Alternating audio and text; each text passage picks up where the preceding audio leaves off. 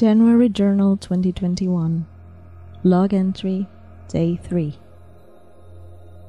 Gratitude. I still have energy to do this, and it's not normal. It's not common in me. I'm very thankful for that. There were still messages on yesterday's transmission, and I did not expect to communicate with people with these log entries.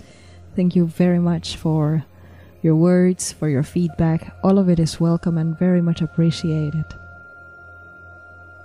Also, my application finally recommended me books by a Finnish author, and it's translated into English and in audiobook format.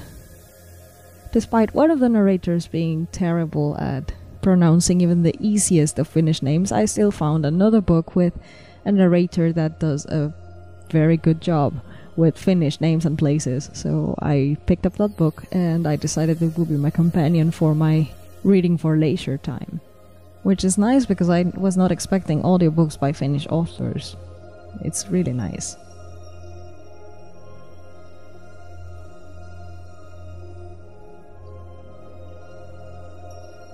Why did I choose these themes for my novel? It's very personal. I always liked science fiction, even though I didn't have access to read it when I was young. So I started, the usual way, with an astronomy book. It was one of the first things I read was an astronomy book. That's why the picture. I decided, well, this is very me. It's my avatar in a spacesuit holding a red book. Just like my astronomy book when I was a child, it was also a red book. It's perfect. But then I am mixing the whole space theme with supernatural abilities like lucid dream and astral projection, and even though I didn't mention it in the query, I also have clairvoyance and a few other things that are not exactly supernatural, but I just made them up for plot reasons in the novel. Why? It is a very good match for the other theme of isolation and neglect and, otherness. Because you have a contrast of the real world versus your life and your dreams, and it's as if people have a second life. But I didn't want to go with virtual reality, because virtual reality is part of our realness. Despite it being virtual reality, it is still in our world, in our reality. We control it. We decide when we go in, when we go out. What about dreams? Dreams are something that we still cannot comprehend. What if people had the ability to control their dreams and decide what to do with their dreams as if it was a virtual reality game? But not really. Because what happens when you encounter someone else who is also in a dream? And I will go deeper into those thematics of what if and the actual training of the skills.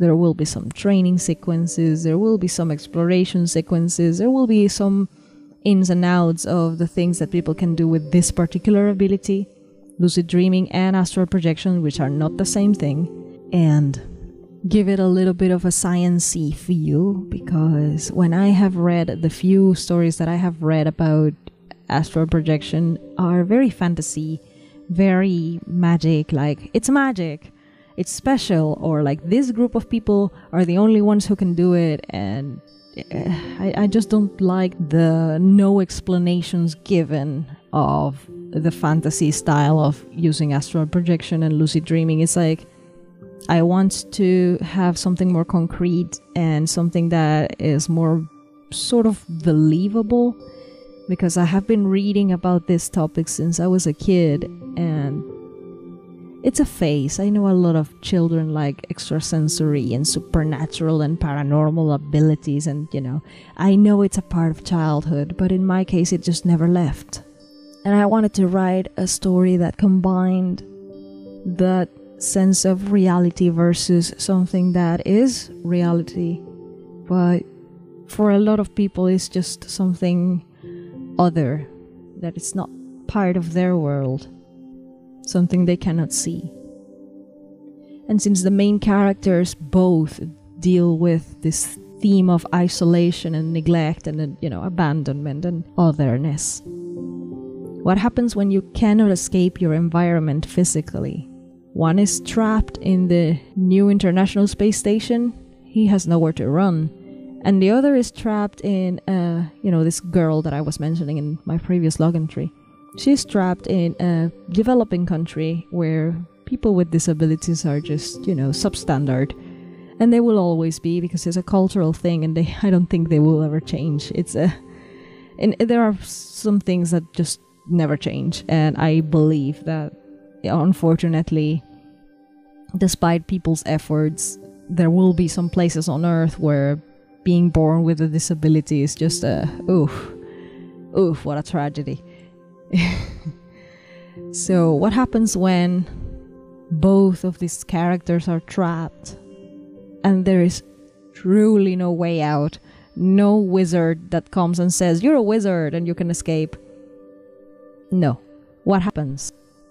What if they had this teeny tiny glimpse of hope, this little chance of at least going out? And what happens when this little chance of going out also becomes dangerous?